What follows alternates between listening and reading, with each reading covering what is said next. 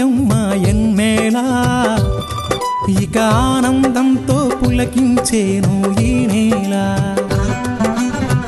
అడవి పూలు పూసాయమ్మా ఎన్నేలా ఇక ఆనందంతో పులకించేను ఈ నేల మురిసింది మారెడాకు మెరిసింది మావిడాకు పొంగింది సిన్నవాగు ఇయ్యాల జగులద్దింది జిల్లెడాకు తడిసింది తమలపాకు కొండగాలి అడవిని పెయ్యాల అడవి పూలు పూసాయమ్మా ఎన్నెలా ఇక ఆనందంతో పులకించేను ఈ నేల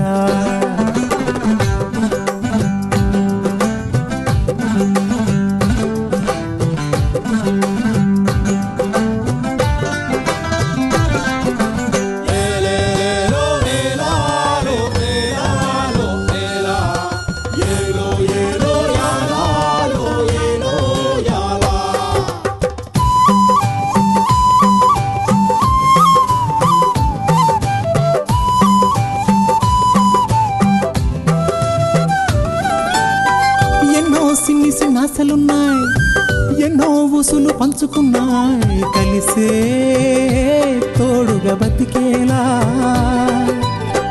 గువ్వలు గూడు కట్టుకున్నాయి గుండెల్లో ప్రేమ నింపుకున్నాయి కాలం కలిసే రావాలా ఈ అడవే మా ఊరు కారడవే కన్నూరు ఈ చెట్టు సేమలు మాకు చుట్టాలే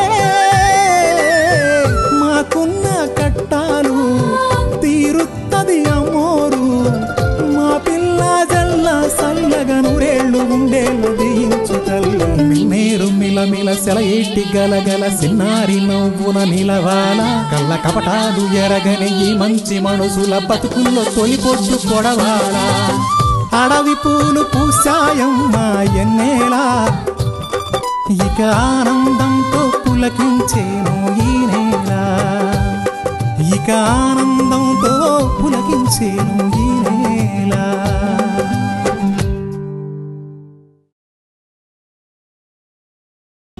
ఇక్కడ ఫారెస్ట్ రేంజర్ గా చేసిన అశోక్ నాకు మంచి స్నేహితుడు.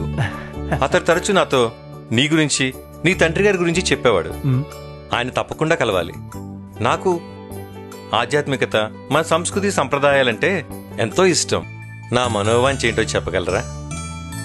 మా అలాగే మీరు కూడా ఈ అడవి తల్లికి ద్రోహం చేసే వాళ్ళ ఆట కట్టించాలనుకున్నారు. బహుశా ఈ పాటికి కొంతమంది ఆట కట్టించే ఉంటారు. అవునా? అవునండి. అన్నా, ఎప్పుడంటే నా మనసుకి ధైర్యం చెప్పడానికి నువ్వున్నావు, నీ మనసుకి ధైర్యం చెప్పడానికి నేనున్నాను. కానీ ఎప్పుడో ఒకనాడు నేను నా అత్తారింటికి వెళ్ళిపోతాను కదా, అప్పుడు నాకు ధైర్యం చెప్పేవాళ్ళు ఎవరుంటారు? నిన్ను చూసుకునే వాళ్ళు ఎవరుంటారన్నా?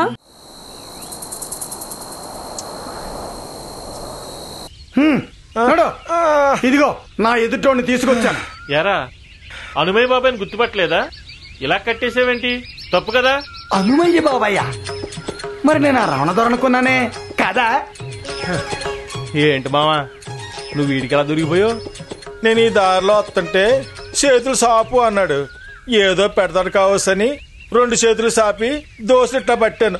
అంతే, సటుక్కును పట్టుకుని ఆడ పై తుండుగొడ్డతోటి నా చేతులు ఇలా కట్టేసి లాక్కొచ్చేసాడు. అమ్మో, ఈవేళ నేను లేచిన నేల బాగుంది కాబట్టి బతికి బయటపడ్డాను రా. బతికి బయటపడ్డావేంట్రా ఎర్రి ఎంగలప్ప? తల్లి కడుపులోంచి బయటపడినప్పుడే బతికావు, అది గుర్తుంచుకో.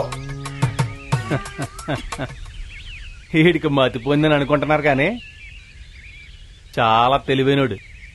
త్వరలో ఈడు అఖండ ప్రజ్ఞావంతుడే ఈ గూడానికి నాయకుడు కాబోయే జిత్తులాటోడికి మంత్రిలా ఉండి ఆడి సలహాలతో ఈ గూడెం అభివృద్ధికి పాటు పడతాడు. ఇది సత్యం. అల్లుడు, నువ్వుండగా గూడానికి నాయకుడు ఆ జిత్తు ఎలాగవుతాడు? ఏం లేదులే మావా, అవన్నీ నెమ్మది నెమ్మదిగా నీకు తెలుస్తేలే. నెమ్మదిగా తెలుస్తాయని చెప్తున్నాడు కదా, ఎలా? నేను వెళ్ళి తేలుతాను.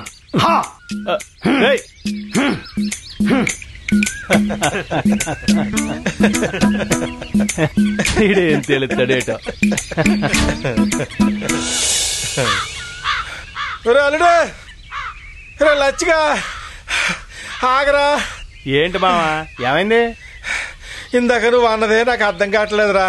దేని గురించి మావా? ఏం అర్థం కాలేదు? అదేరా, ఆ జిత్తు గూడు నాయకుడు అవుతాడని, కోనంగడి సలహాదారుడు అవుతాడని ఏదో అన్నావు కదా. ఓహో, ఎన్నాళ్ళు ఈ గూడానికి మా అయ్య, అదే మీ బావ రాజమై నాయకుడు, ఆయనకి సలహాదారు నువ్వు కదా. నీ తాణంలో ఆ కోణంగడి ఏంటని అనుమానంగా ఉందా, లేక నీ తాణం పోతే నీ గౌరవం పోద్దనుకుంటున్నావా? అదే కదా నీ బాధ, చెప్పు. ఊరుకోరా, నా గురించి నీకు తెలీదా? నేను అలా బాధపడేవాడిని కాదని తెలీదా? నువ్వు వేరేగా నాకు చెప్పాలా ఏంటి? అయినా మా బావ రాజమై కాకుండా వేరే ఎవడైనా గూడు నాయకుడు అయితే నేను సలహాదారుడిగా ఎందుకుంటాను? సత్తే ఉండను. ఆఖరికి నువ్వు నాయకుడైనా నేను ఇంకా స్థానంలో ఉండను. మరి అలాంటప్పుడు ఎవడ నాయకుడైతే నీకేటి మావా, ఎవడ సలహాదారుడైతే నీకేటి? కుళ్ళు కాకపోతే కుళ్ళు కుళ్ళు. కుళ్ళు కాదురా, కళ్ళు. నాకు నువ్వు, మా బావ రాజమయ్య 2 కళ్ళు. అంతేకాదు, మీరు ఈ గూడాన్ని కాపాడడానికి పుట్టారని నా నమ్మకంరా. అంతెందుకు, రాజమయ్య నా గురువు, దైవం. అయినప్పటికీ సలహాదారుడనే పేరే గాని ఏ రోజు నేను సలహా ఇచ్చింది లేదు. ఎందుకంటే ఆయనకి సలహా ఇవ్వాలంటే ఆయన తప్పుడు ఆలోచన చేస్తే కదా. ఏనాడైనా ఇది మంచిదేమో ఆలోచించు అనడానికి ఎప్పుడైనా మీ అయ్య తప్పు చేస్తే కదా. చెయ్యడు కూడా. అయినా ఆయన తప్పు చేయడం చేయకపోవడం పక్కన పెట్టు. మరి నువ్వు మీ అయ్య సలహా తీసుకోకుండా ఈ నిర్ణయం తీసుకున్నావా? నీకు మా అయ్య మాట మీద నమ్మకం ఉన్నది కదా. నమ్మకం మాత్రమే కాదు, గురు కూడా ఉంది. మరి అలాంటప్పుడు అయ్య నిర్ణయం తప్పు పట్టే అంత ఒళ్ళువా మనం? ఏంటి, ఇది మా బావ నిర్ణయం? ఇది మాత్రం నాకు నచ్చలేదురా. మొట్టమొదటిసారిగా మా బావకు సలహా ఇద్దాం అనుకుంటున్నాను. ఏమని? నిన్ను గూడు నాయకుడిగా చేయమని, బండను నీకు సలహాదారుడిగా చేయమని. మావా, మా మీద నీ అభిమానం నాకు తెలుసు. ఆ అధికారం లేకపోతే ఈ గూడెల్లో మాకు గౌరవం దక్కదేమోనని నువ్వు అనుమానపడుతున్నావు, అవునా? అయినా మావా, మారాల్సింది నాయకులు కాదు, మనుషులు, వాళ్ళ మనస్తత్వాలు. జిత్తు నిజమైన పౌరుషవంతుడు, ఏ అవాంతరాన్నైనా ఎదురొడ్డి ఎదిరించి నిలవగలిగినోడు. అటువంటి జిత్తు ఈ గూడానికి నాయకుడు అవటం నిజంగా ఈ గూడుని చేసుకున్న అదృష్టం. ఇక జిత్తు గతం అంటావా? తెలియని వయసులో తెలిసి తెలియక చేసిన తప్పుల్ని మనం క్షమించాం కనుక ఇక ఎప్పుడు ఆడి జోలికెళ్ళడా. ముఖ్యంగా రావణదొర మళ్ళీ మళ్ళీ ఆడు తప్పులు చేయకుండా చూడాలంటే జిత్తుని మించినోడు మన గూడెంలోనే లేడు. అంతెందుకు మామ, ఆడు తప్పు ఆడు తెలుసుకుని మన కమిలి దగ్గరికి వెళ్ళి చిన్నపిల్లోళ్ళ గేడిచాడంట. నీకు తెలుసా? అవును, నిజమేరా. కమలి నాతో ఆ విషయం కళ్ళకు కట్టినట్టు చెప్పింది. కమలి, నేను నిన్ను ఎన్నోసార్లు ఏడిపించాను, అయినా నువ్వు నాతో మాట్లాడుతున్నావు. చెప్పాను కదా, నువ్వు మా అందరి దృష్టిలో సెట్ అంత ఎదిగిన చిన్న పిల్లాడివి.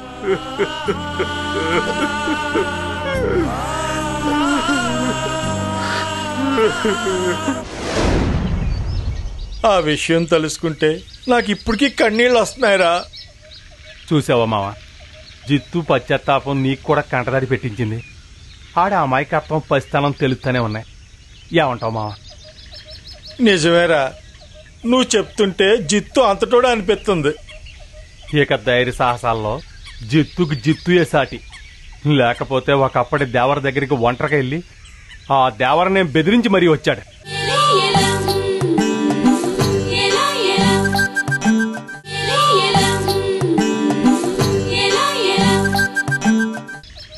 నిజమేరా, నువ్వు చెప్తుంటే జిత్తు అంతటోడు అనిపిస్తుంది.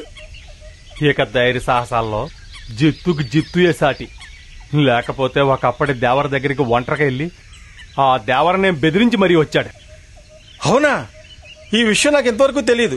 ఏం చేశాడు రా? ఆ రోజు జిత్తు దేవర దగ్గరికి వెళ్ళాడు.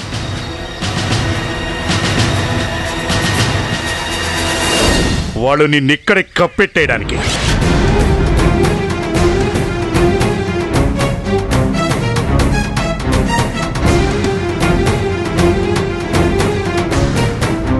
దేవరా, నీ మనుషులు ఎంతమంది ఉన్నారో నాకు తెలవదు, కానీ 100 మందికి నా చెయ్యి సమాధానం చెప్పుద్ది, మరో 100 మందికి నా కర్ర సమాధానం చెప్పుద్ది.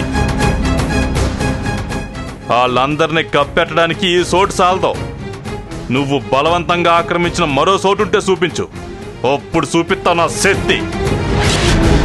దేవరా, శాతకాని వాళ్ళ శాపనార్థాలు పెట్టకో. నా వాళ్ళని ఎలా కాపాడుకోవాలో నాకు తెలుసు. వాళ్ళని కాపాడుకునే ప్రయత్నంలో అడ్డొత్తే నువ్వు మిగలవు. దేవరా, ఆడోళ్ళని గాని, గుడిపోళ్ళని గాని, చిన్నోళ్ళని గాని, పెద్దోళ్ళని గాని, బొక్క సిక్కినోళ్ళని గాని, బడుగు వర్గాలను గాని అదిరించాలని బెదిరించాలని చూస్తే పాతాళంలోకి తొక్కేస్తాను.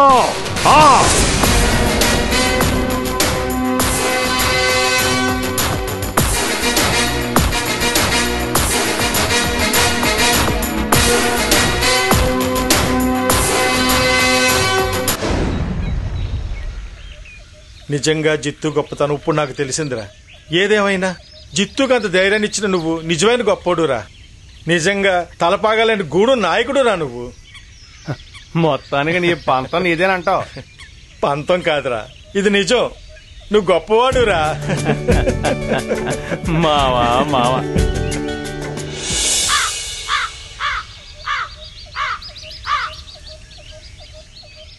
ఏంటి మావా, నీ కూతురు అసలు కనపట్లేదు? కొంప తీసినాడు కలవద్దని చెప్పావేంటి? అవునరా, చెప్పాను.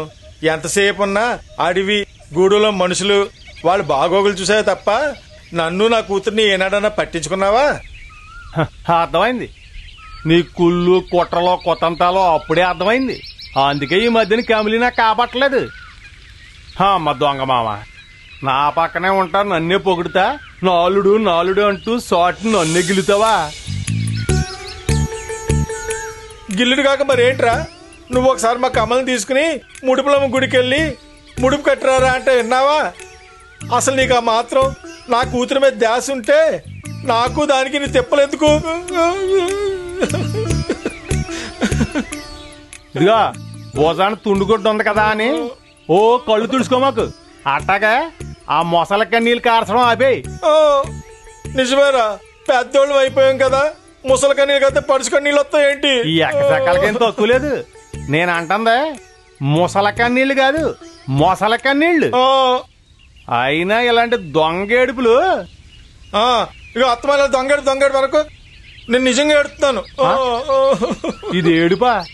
ఏడ్చినట్టే ఉందలే గాని ఎంతకే కమిల్ని నన్ను కలవద్దని ఎందుకు చెప్పావు అది చెప్పు. దాన్ని చూసేప్పుడే 4 రోజులైంది. దానికి కారణం నువ్వే అని తెలియాలి. అప్పుడు తేలుతా నీ సంగతే. ఏంటన్నయ్యా, ఎవరినో తిడుతున్నట్టున్నావు? ఇంకెవరిని? నన్ను నా కూతుర్ని ఆడిపోసుకోవడం తప్ప ఇడికి ఇంకేం పని ఉందమ్మా?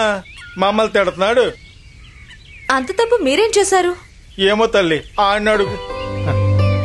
ఏం లేదమ్మా, మా వాళ్ళు సరసం అంతే. అవునా? నేనైతే ఇంకా ఏదో అనుకున్నాను.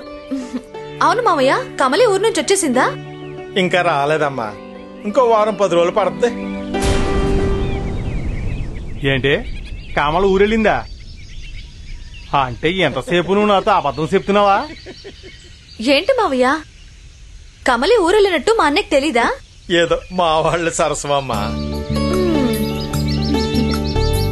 అమ్మ మామ, ఎంతసేపు దొంగేడిపి ఎడుతూ ఎంత నాటకం ఆడావు? నువ్వు మాత్రం నాటకం ఆడలేదేటి? నేను నాటకం ఆడానా? మరి మా కమలూరు వెళ్ళినట్టు నీకు తెలీదా? తెలవదు. మరి మీ అమ్మ కూడా ఊరెళ్ళింది కదా, ఎలాగెళ్ళింది అనుకుంటున్నావు?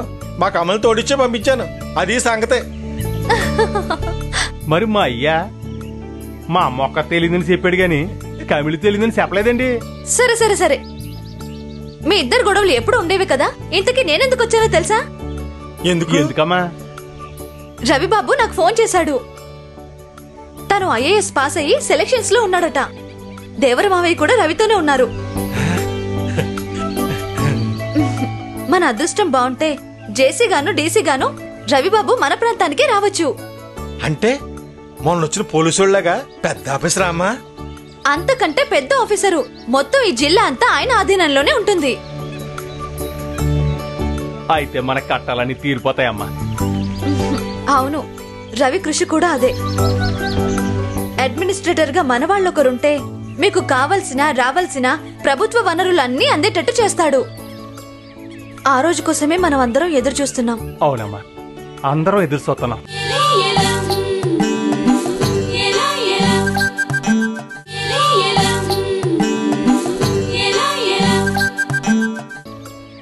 ఆ రోజు కోసమే మనం అందరం ఎదురు చూస్తున్నాం. అవునమ్మా, అందరం ఎదురు చూస్తున్నాం. మామ నువ్వు వెళ్ళి శ్రీరామ్ కూడా నేను గూడానికి వెళ్తాను. లచ్చన్న, ఏంటి అలా ఉన్నావు? ఏమైంది? ఏం లేదమ్మా, రఘుబాబు పతిచ్చానం గుర్తు వస్తున్నారు. ఆయన ఉంటే మాకు కొండంత అండగా ఉంటారు.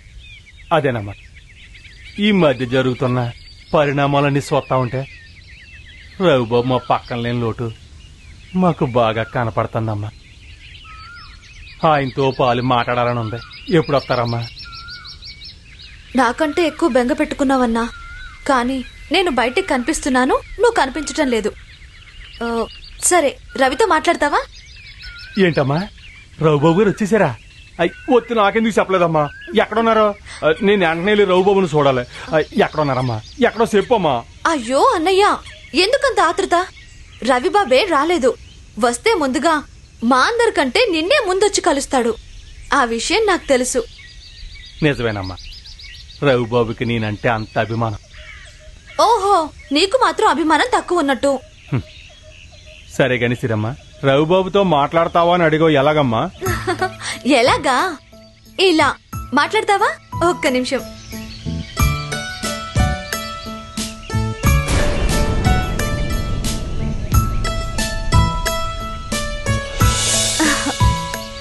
Hello Ravi, good evening. ఎలా ఉన్నావు?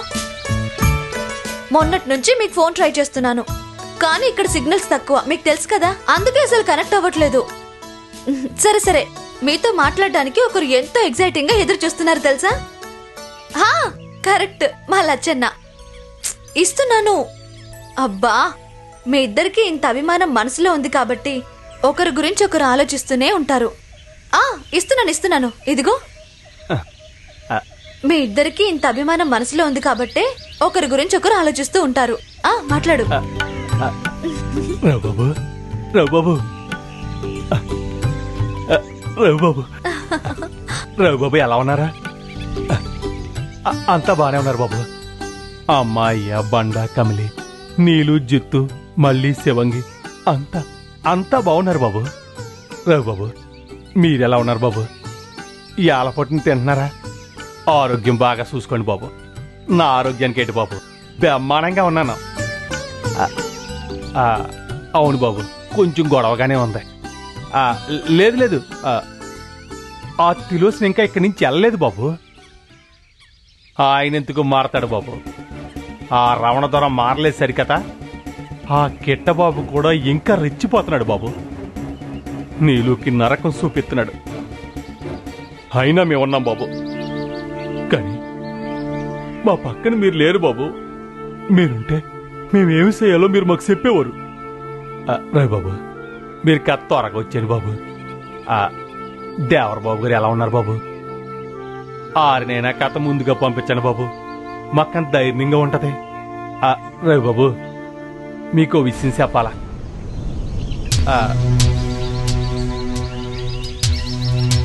బాబు బాబు, అది సంజీవుని గురించి.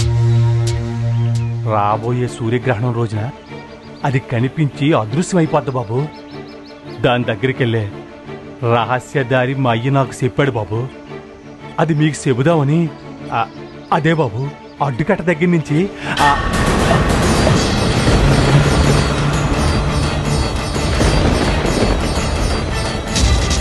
అయ్యో రఘుబాబు, రఘుబాబు, రఘుబాబు, రఘుబాబు, వినపడుతున్నా బాబు? రఘుబాబు, రఘుబాబు, రఘుబాబు, రఘుబాబు, రఘుబాబు, ఏంటమ్మా రఘుబాబు మాట వినపట్లేదు? ఏది ఇలా ఇవ్వు. హలో హలో,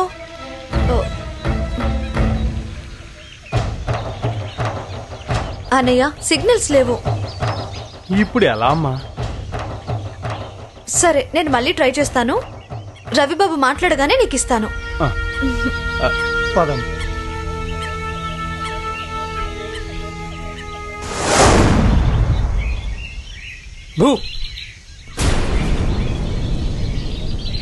పల్లవి, ఏం జరిగింది?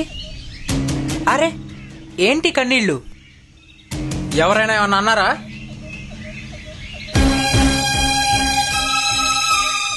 చెప్పు పల్లవి, ఎవరైనా నీతో మిస్బిహేవ్ చేశారా? చెప్పు. వాళ్ళని మిషన్లో పెట్టి క్రష్ చేసి మిస్ఫైర్ కాకుండా మిజైల్తో పేల్చేస్తా. మళ్ళీ మిస్సులతో మిస్బిహేవ్ లాంటి మిస్టేక్స్ చేయరు. ఇక్కడ మిస్టేక్ చేయాలన్నా, మిస్సులతో మిస్బిహేవ్ చేయాలన్నా కృష్ణ అనే మిస్చీఫ్ మాత్రమే చేస్తాడని చెప్పారే. హే పల్లవి, కృష్ణ మిస్చీఫ్ కాదు, మిస్సుల టీంకి చీఫ్. అంటే ఎవరికి ఏ కష్టం వచ్చినా చిటికెలో ఆదుకొని వాళ్ళ కష్టాలను తీర్చే గోవిందుడు.